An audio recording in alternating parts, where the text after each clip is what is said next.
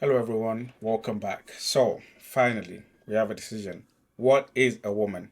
The Supreme Court earlier today they came on to a decision on what is a woman, and they believe, or should I say, they voted that a woman should be defined by her biological differences.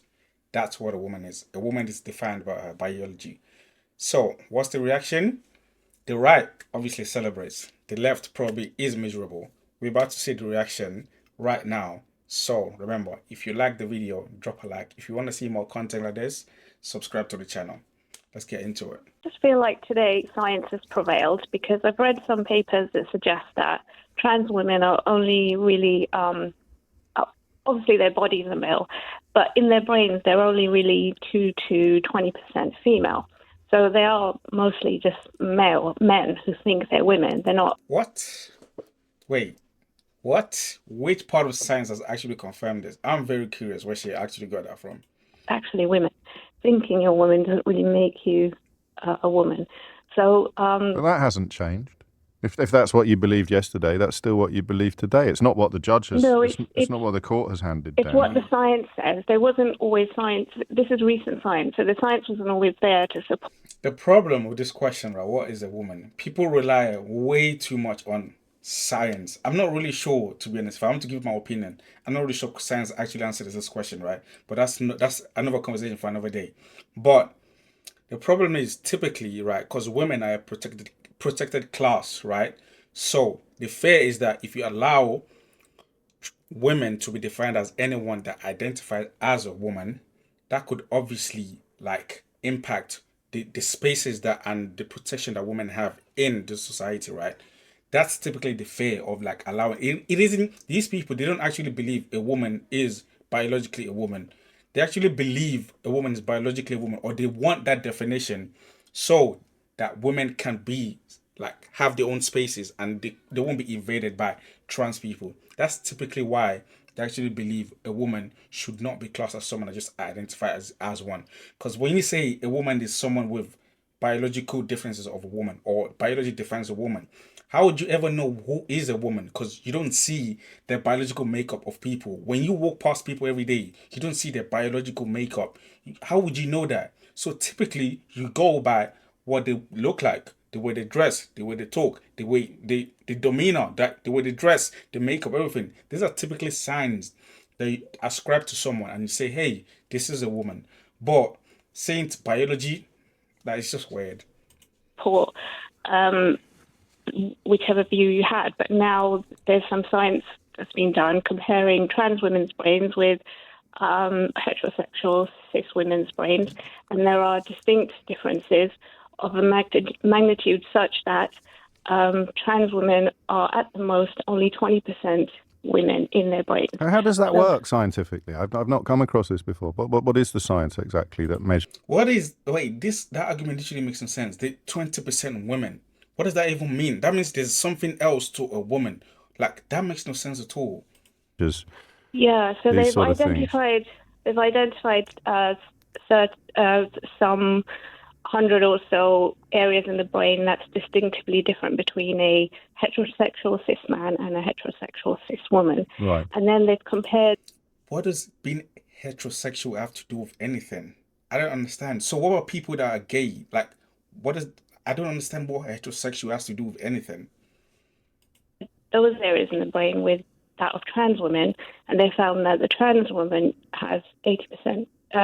It's 80% like a man's brain. Well, I'm obviously trying to do a bit of a crash course on it as you're speaking. And the first thing I've come across suggests that studies on transgender women's brains suggest that they show structural and functional similarities to cisgender women in some areas, while also exhibiting differences compared to cisgender men. However, research on this topic is ongoing, and definitive conclusions about the relationship between brain structure and gender identity remain complex. Exactly. I don't think there's been any like concluded definition of like the way the brain works from someone that identifies someone that is a trans woman and someone that is a cis woman. I don't think there's been any definitive like claim on oh it's very very different.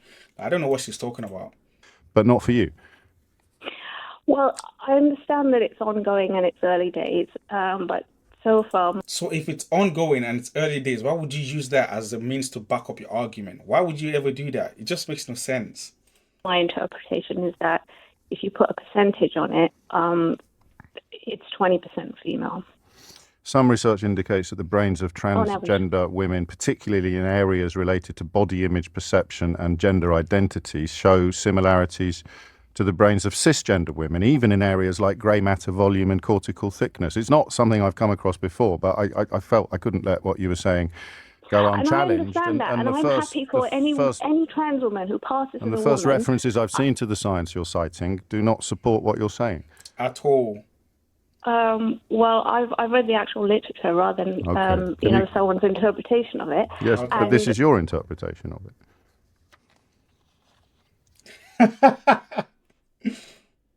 So what I mean, in a nutshell, why are there champagne corks popping on the courts of on the steps of the Supreme Court today? Because today women don't have to fear predators entering their spaces with the... What? Predators. This is exactly what I said from the start. Remember at the start I said people that believe a woman should be defined by her biology, they don't actually believe it in principle that a woman truly is defined by her biology. They believe a woman should be defined by her biology because they don't want trans women to be able to go into women's spaces. That's it. It's just the outcome of allowing these people to be identified as women. That's why they don't want to define them as a woman, rather than in principle what actually is a woman. That's exactly it right here. The reason why she defines a woman as someone that is biologically a woman is because she doesn't want a trans woman to be able to go into the change rooms of a cis woman. That's it right there. She literally just gave it away. And this idea that predators, just because now like you have the doors that says, hey, trans women, you can't go in there. How does that protect any woman from predators? How? All a predator has to do is just go in there. You think a predator is just going to read the sign and be like, oh, look, I can't go in there because they're women. Like, that makes no sense at all. Also, trans people are one of the nicest, least violent people you're ever going to meet. Statistically, that's actually been proven. In the How will they be kept out? Well, if they, if the law is not supporting it, then that obviously is less scary for women. Of course. Less scary. Okay, but where is deterrence? Like, if someone wants to be a predator on women, how does not being allowed by the law, how does that stop it? People that commit crimes, they don't care about the law. But how will the predators be kept out? Well, that's another issue, but... it is another issue. Maybe you should think about it before using it as an argument for why a woman shouldn't be... a trans woman shouldn't be classed as a woman. No, if you're celebrating any female space. No, I agree. I understand that, but if you're celebrating something specific, that predators, to use your word, will be kept out of female-only spaces, supported by the law, which can only be a good thing. But how do you think the law will work? I mean, it's implemented in different ways in different areas. I mean, you'd be getting into criminal law and all sorts of things. Just in terms of a space. I mean, there's always been predators, right? Before transgender became a thing, before trans ideology became a thing, there's always been predators on women. So now that it's like, okay, now you can't identify as a woman, even though you're a trans woman. How does that stop it? It's always been there before. Like, this idea that it's going to keep women safe. No, it's not. It's not going to keep women safe. That you want to keep a predator out of. And of course, in this context, all transgender women are potential predators. So how are you going to keep them out? How are you going to police them? Okay, so, I mean, in my gym, there's... you've got to go through different barriers for the various different changing rooms, and it's based on who checks? Which electronic card you have. But who checks? And that card has your gender in it, on not it. Not your biological sex. I mean, sorry, I meant it has whatever stored in the system. And with this law, this means that it would be your biological. It'd be your name and the gender. If it's a gym membership, I'm pretty sure you don't need any verification. You can just put whatever you want in there. I'm pretty sure that's probably how it works. That you've told the gym that you have. So we'd have electric. Exactly. That's what I'm saying. Like, you would just put there what you want. Gym are never gonna ask for verification to prove whether or not you're lying. It's whatever you put, that's what it's taken as. Readers on every changing room and toilet in the country? Well, they do have at my gym. No, and there was a I'm time in wondering. 2017 Yes. when there were men, mingling around and, checking me out. And women, don't do that. I feel more comfortable with women around in some spaces. Yeah, but they were men. Well, yeah, but they're no Not longer allowed transgender in women. my area now. Before, during 2017, they changed all you're- the rooms but under into this unisex under this to story, accommodate this law. you're discriminating against transgender women because of the actions of actual men. But men were allowed in my space because of the law changes. Yes, Because of but they were men. Yes. Okay. I mean, again, it is the reason for the celebration is perhaps a little opaque at the moment, except as we've acknowledged, and you've been very helpful on that, except that the sense of vindication, if you like, or the feeling of triumph. As you can see, these people, right, they don't actually believe what they're talking about. The reason why they don't want trans women to be classed as women isn't because they believe biology is the difference.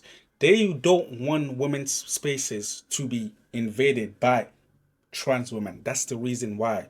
And that's fine. Those two situations don't have to be mutually exclusive. You can have trans women as women, yet still protect female spaces, because female spaces is typically made because of their biological differences to men. So the biology is still different from trans women. So at the end of the day, you can still have it. They don't have to be mutually exclusive. But that's what these people don't understand. The reason why they define women as biological differences is because they want to protect female spaces. But you don't have to exclude the other one for you to have one or the other one. Like, you don't have to be. Both situations can exist. Trans women can be classed as women, and female spaces can still exist on its own. Like, they don't have to be mutually exclusive. But that's just my thoughts on that. Remember, if you like the video, drop a like. If you have any difference in opinions, put it down in the comments. And if you want to see more content like this, subscribe.